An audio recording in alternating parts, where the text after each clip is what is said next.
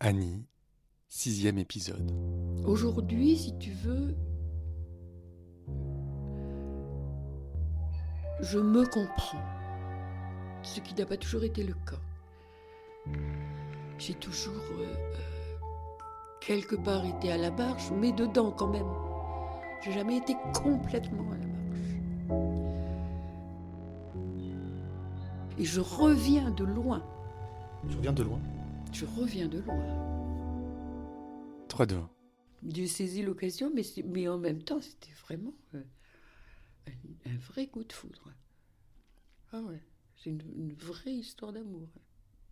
Donc en fait, t'as quitté Aix-la-Chapelle du jour au lendemain, Pratiquement, oui. sur un coup de foudre. Oui, on peut dire ça comme ça, sur un coup de foudre, oui.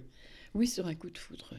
Et c'est là que donc Mais dans un tu... contexte politique quand même de l'Allemagne qu'on connaît aujourd'hui sous la dénomination des années de plomb. C'était pas rien quand même.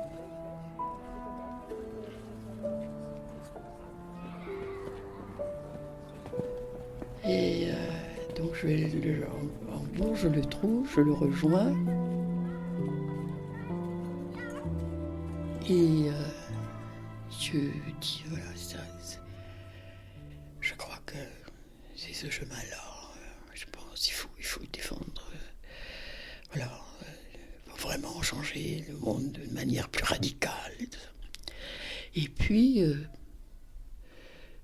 je sais pas, ça lui passe 2-3 jours. Et je vais donc chez lui, je frappe, il n'était pas là. Je retourne le lendemain, il n'était pas là. Et puis j'apprends quand même, je dis, bon, il n'y avait pas que lui qui avait disparu, il y en avait un autre encore qui avait disparu. Et puis bon, on a très vite compris qu'en fait, ils avaient rejoint l'illégalité. La fraction armée rouge. La fraction rouge.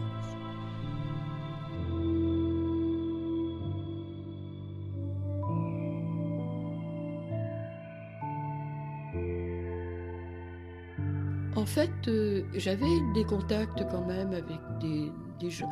Il y avait des personnes, des recruteurs en fait, ça existait, hein, des gens qui recrutaient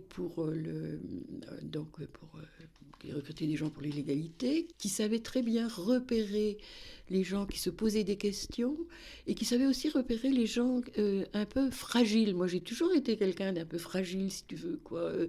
J'étais arrivée toute seule, donc j'avais laissé mes enfants, mais quand même, ouais, un peu sensible, un peu à fleur de peau, un petit peu aussi s'emballant facilement, étant capable quelquefois d'aller jusqu'au bout de ses idées, des choses comme ça. Je pense que ces gens-là étaient aptes à repérer. Et j'avais été, moi, contactée comme ça par 2 personnes, comme ça, un peu dans la confidentialité, ouais, j'ai remarqué, en introduisant, en posant des questions pour amener enfin à dire oui, effectivement, ça m'intéresserait, tout ça. Donc commençant par dire des choses comme pour certains, est-ce que tu prêterais tes papiers? Il fallait concevoir l'action, il fallait trouver des armes, il fallait se cacher. En fait, ils passaient la plupart de leur temps à se cacher, trouver des sous, changer d'appart, fuir la police. Enfin, tu vois, on pouvait penser à tout moment être tracassé par la police, si tu veux, quoi.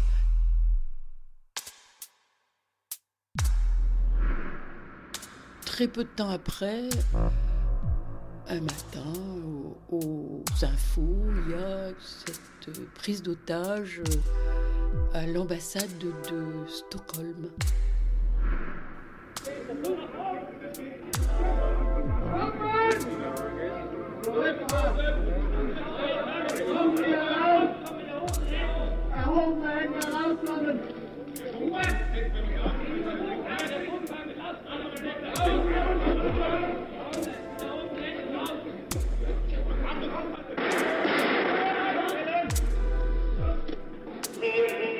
Kleidungsstücke aus und kommen Sie einsteigen raus.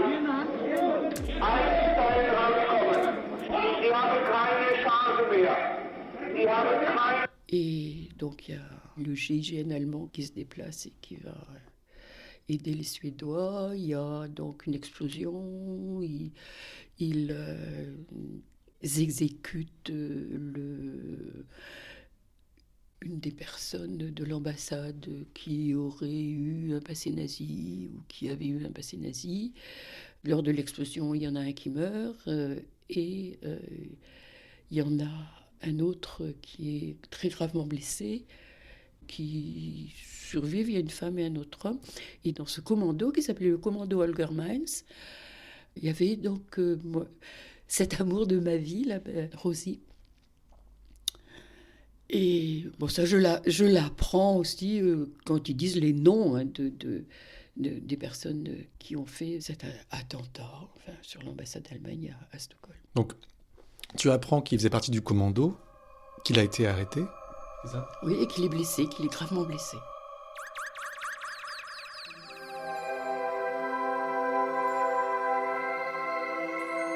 Il était blessé où? Oui. Alors, je pense qu'il est blessé à la jambe, ce qui voulait dire à l'époque qu'il ne pourrait plus jamais marcher correctement. Voilà. Et il est emprisonné. Et il est emprisonné, oui.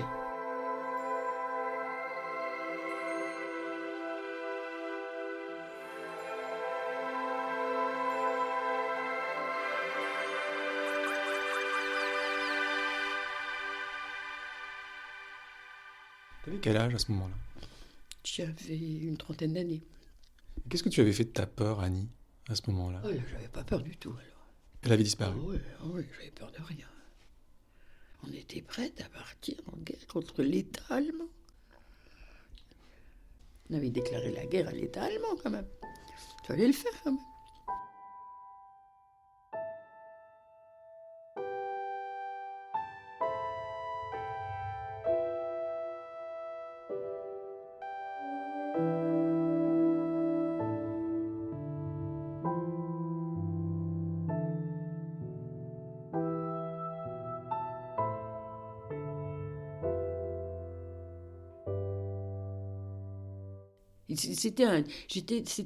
J'étais sur la bascule. Et je le voyais en prison, je le voyais mutilé à vie. Toute cette vie, cet homme qui était très vivant, qui demandait qu'à vivre, qui était plein de ressources et tout ça. Et je me suis dit, non, c'est une histoire de mort, quoi. Je suis là dans une histoire de mort et pas dans une histoire de vie. Et là, j'ai pas ma place. Et j'ai eu de la chance, je crois, parce que j'étais sur un moment bascule, j'ai eu de la chance que le monde de l'illégalité, en allemand on appelle ça underground, hein, était complètement désorganisé, si tu veux, quoi. Ils étaient divisés, désorganisés, il n'y avait plus personne. S'il y avait eu une structure forte, je pense qu'ils m'auraient embarqué. T'aurais tué des gens? Non, j'aurais pas pu. Je crois qu'il y a ça aussi qui m'a arrêté. Parce qu'il aurait fallu que tu tues. Parce qu'il aurait fallu que je tue. Je pense qu'il y a ça qui m'a arrêté. Oui. Je me suis dit, non, ça, je ne pourrais jamais faire. Non. C'est quand j'ai commencé à imaginer l'avenir, si tu veux. Ça aurait été quoi ton avenir? Ça aurait été quoi mon avenir? Ça aurait été tout simplement de participer à une action où je me faisais tuer ou de me retrouver en prison. Il n'y avait pas d'autre possibilité. Et donc c'était quand même un peu... c'était une perspective... Mortifère, justement, oui. Et ça, je ne pouvais pas adhérer complètement à ça. Et là, à ce moment-là, moi, c'est comme si c'était pas vraiment mon histoire. J'avais partagé une histoire avec mes amis allemands, si tu veux. J'avais partagé avec eux un moment d'histoire, hein, de l'histoire de l'Allemagne. Ça, j'ai souvent eu cette sensation-là d'avoir, à cette époque-là, rencontré l'histoire avec un grand A, vraiment. Et en fait, les gens avec lesquels je vis, j'agis en Allemagne, sont des gens qui règlent leurs comptes avec leurs parents. Ils ont des parents qui ont un passé nazi ou qui ont un passé avec le nazisme, soit qui ont été nazis, soit qui ont toléré, accepté, collaboré avec les nazis. Et ça, c'est un poids énorme qui pèse sur leurs épaules. Ils trimballent en même temps une grande culpabilité eux-mêmes par rapport à ça. Il faut aussi qu'ils se dégagent de cette culpabilité-là. Et ils se heurtent surtout, après la guerre, au mutisme total de leurs parents à ce sujet-là. Et c'est ça, c'est ces comptes-là qu'ils sont en train de régler. Ça, c'est une énorme différence entre ma génération française et cette même génération allemande. C'est la différence fondamentale. Et moi, j'ai aussi des comptes à régler, mais c'est pas là. Et pour les régler, il faut que je revienne à Brest quelque part. Il faut que je règle mes comptes avec mes parents. Il faut que je règle mes comptes. Donc je quitte l'Allemagne, mais donc comme je ne peux pas imaginer du jour au lendemain prendre le train et arriver comme ça là-bas, ça fait longtemps que je suis partie, je ne connais plus très bien la France, alors je décide de la traverser à pied. À suivre.